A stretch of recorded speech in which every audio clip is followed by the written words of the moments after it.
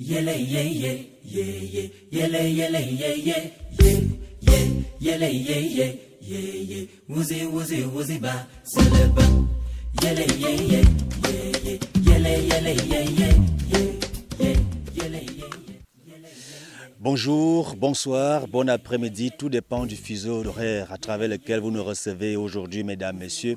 Bienvenue à cette minute spéciale consacrée à la 4e édition du Festival international Biasso Mengon, au-delà des frontières. Cette édition qui commence le 12 juillet prochain et va rassembler au moins 5 pays d'Afrique, parmi lesquels le Nigeria, le Congo, la République centrafricaine, la République équato-guinéenne et le Gabon. Ces nations vont se rassembler donc à Mengon, ville carrefour des cultures, pendant pratiquement 2 semaines.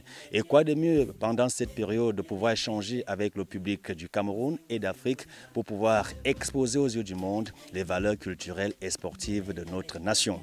Mais avant de rentrer dans le vif du sujet, je m'en vais recevoir le visionnaire de ce projet Biasso Mengon, qui est en même temps le président fondateur de l'ONG The Belinga Foundation, que nous recevons en interview spéciale à quelques jours seulement du coup d'envoi du festival.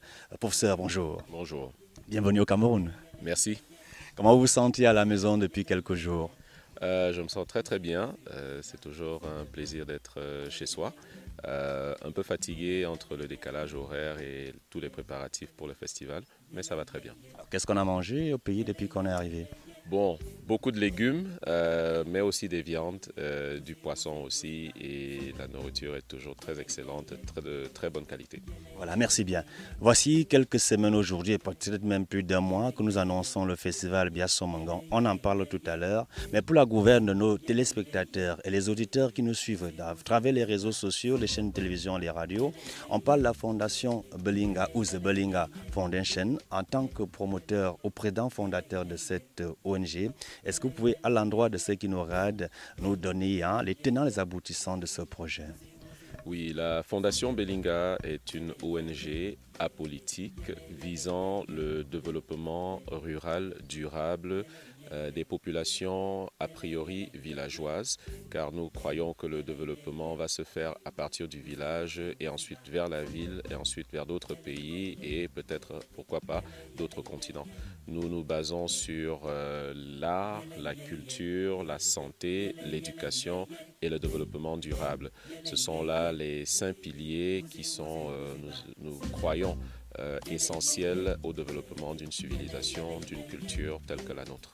Alors, à ce jour, de façon concrète sur le terrain, quelles sont les actions que la Fondation a déjà menées qui sont palpables et visibles?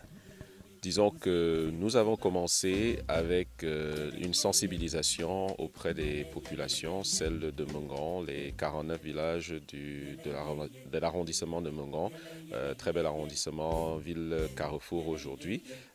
Nous avons fait des dons auprès des écoles, nous avons fait des dons auprès des hôpitaux, nous avons fait des dons auprès des populations indigentes pour stimuler l'agriculture et le développement durable.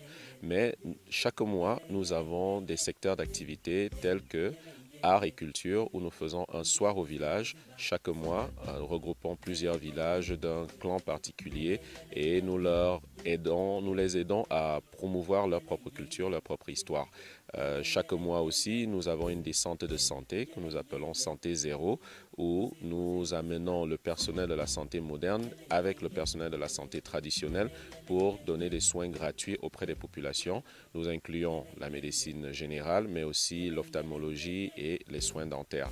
Et quelquefois, de temps en temps, nous avons des appuis aux populations, surtout les handicapés, les orphelins, les femmes célibataires, pour leur permettre de stimuler leur économie, de créer, de faire des plantations par exemple. Et finalement, nous avons des descentes dans l'éducation où nous appelons Sikola Nunfi. Nous permettons aux jeunes élèves de démontrer leur talent, que ce soit dans des jeux ou alors dans des matières académiques. Cela permet de sensibiliser toutes les populations, cela permet de sensibiliser tous les villages, cela permet de sensibiliser tous les talents qui peuvent se démontrer au vu des uns et des autres et se développer dans le futur.